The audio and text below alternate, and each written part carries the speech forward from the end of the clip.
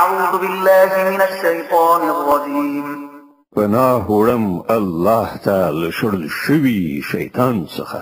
بسم الله الرحمن الرحيم د الله په نوم چې ډیر زیات مهربان پوره رحم لرونکی دی.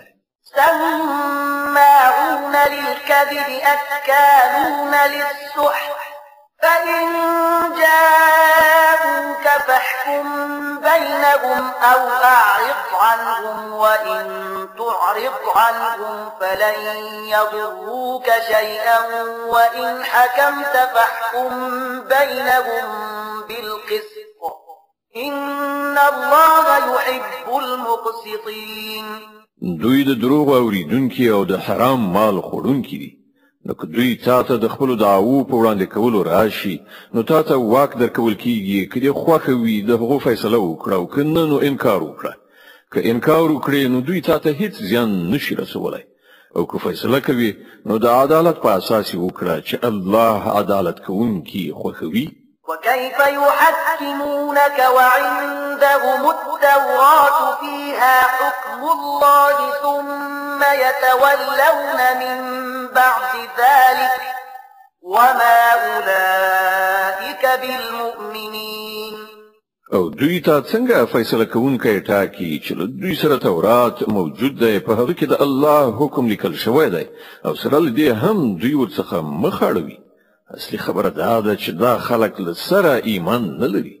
إنا أنزلنا التوراة فيها هدى ونور يحكم بها النبيون الذين أسلموا للذين هادوا والربانيون والأحبار بما استحفظوا من كتاب الله وكانوا عليه شهداء فلا تخشوا الناس واخشوني ولا تشتروا بآياتي ثمنا قليلا ومن لم يحكم بما أنزل الله فأولئك هم الكافرون. مونږ تورات نازل کړل چې په هغه کې لارښوونه او روښنايي وه.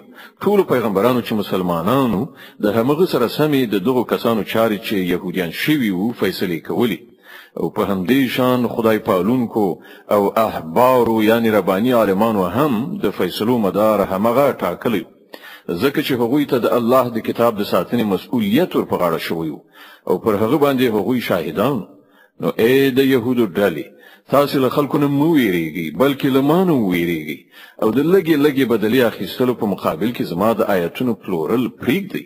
کوم خلک چې د الله د نازل کړي قانون سره سمې فیصلې ونه کړي همغوی کافران دي.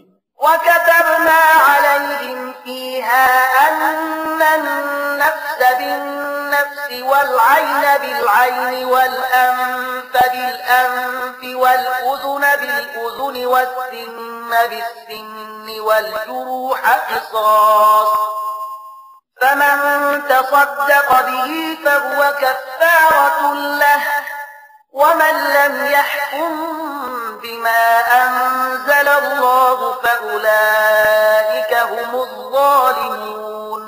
په تورات کې مونږ پر يهوديانو دا حکم لیکلی و چې د نفس په بدل کې نفس، د سترګې په بدل کې سترګه، د پزې په بدل کې پزه، د غوږ په بدل کې غوږ، د غاښ په بدل کې غاښ او د ټولو زخمونو لپاره برابره بدله.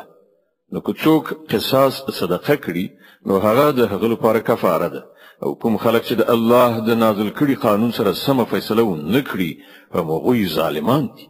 وقفينا على آثارهم بعيسى ابن مريم مصدقا لما بين يديه من التوراة وآتيناه الإنجيل فيه هدى ونور من التوراة وآتيناه الإنجيل فيه هدى ونور ومصدقا لما بين يديه من التوراة وهدى وموعظة للمتقين.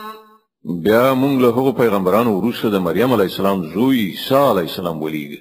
له تورات نه چې کوم شی د هغه په وړاندې موجود و د هغه ریښتینه کوونکی او موږ هغه ته انجیل ورکړ چې په هغه کې لارښوونه او روښنايي وه او هغه هم د تورات د هغه څه چې په هغه وخت کې موجود و رښتینی کوونکی و او له خدای نه د ویریدونکو خلکو لپاره له سره تر پایه هدایت او نصیحت.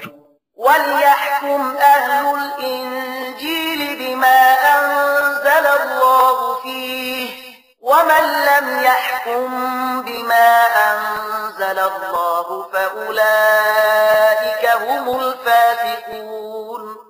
زمونږ حکم و چې د انجیل خاوندان دې له هغه قانون سره سمه فیصله وکړي چې الله په هغه کې نازل کړی دی او کوم خلک چې د الله د نازل کړي قانون سره سمه فیصله ونه کړي هم هغوی فاسقان دي.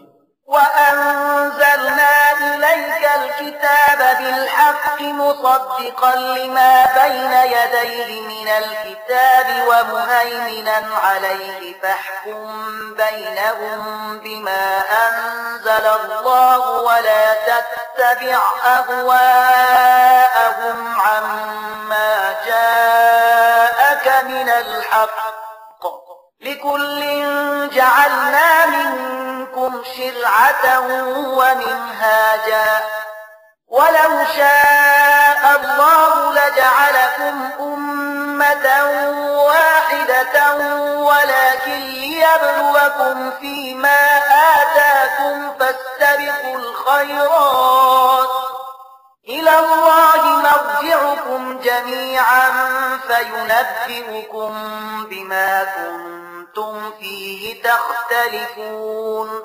او اے محمد مونږ ته دا کتاب درلېږلی چې په حق راغلی دی او له کتاب څخه چې څه د په وړاندې موجود دي د هغو رښتینی کوونکی او د هغو ساتونکی او محافظ دی. نو له دې کبله ته د خدای د نازل کړي قانون سره سمې د خلکو چارې فیصله کړه او کوم حق چې تا ته راغلی دی له هغه نه په مخ اړولو سره د هغو د غوښتنو پیروي مه کوه. موږ له تاسې نه د هر یو لپاره یو شریعت او یو عملي تګلاره ټاکلې ده. که څه هم چې ستاسې خدای غوښتلی وای نو تاسې ټول یو امت هم جوړولای شوئ خو هغه دا د دې لپاره وکړل چې څه شی چې تاسې ته درکړي دي په هغه کې تاسې وازمایي. نو په غوره چارو کې یو له بل نه د وړاندې کېدو هڅه وکړئ. په پای کې ستاسې ټولو د خدای لوري ته ورګرځېدل دي. بیا به هغه تاسې ته اصلي حقیقت چې تاسې پکې اختلاف کوئ دروخي. وأن احكم بينهم بما أنزل الله ولا تتبع أهواءهم واحذرهم أن يفتنوك عن بعض ما أنزل الله إليك فإن تولوا فاعلم أنما يريد الله أن يصيبهم ببعض ذنوبهم وَإِنَّ كَثِيرًا مِنَ النَّاسِ لَفَاسِقُونَ. اے محمد ته د الله د نازل کړي قانون سره سم د دې خلکو د چارو فیصله وکړه او د هغو د خواهشاتو پیروي مکوه. پام کوه چې دا خلک تا په فتنه کې وانه چوي. یو ذره قدر دې هم له هغه هدایت نه وخته و نمومي چې خدای تا ته درلېږلی دی. نو که دوی ورڅخه مخ واړوي نو وپوهیږه چې الله د دوی د جنو ګناهونو په مجازات کې په غم کې د دوی د اخته کولو اراده کړې ده او دا حقیقت دی چې له دې خلکو نه زیاتره فاسقان دي.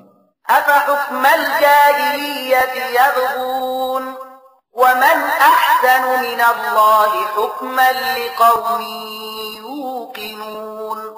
که دوی د خدای له قانون څخه مخ اړوي نو آیا بیا د جاهلیت فیصله غواړي؟ په داسې حال کې کوم خلک چې په الله باور لري د هغو په نزد له الله نه بل غوره فیصله کوونکی هیڅ نشته. صدق الله العظیم. الله ستر رښتیا ویونکی دی.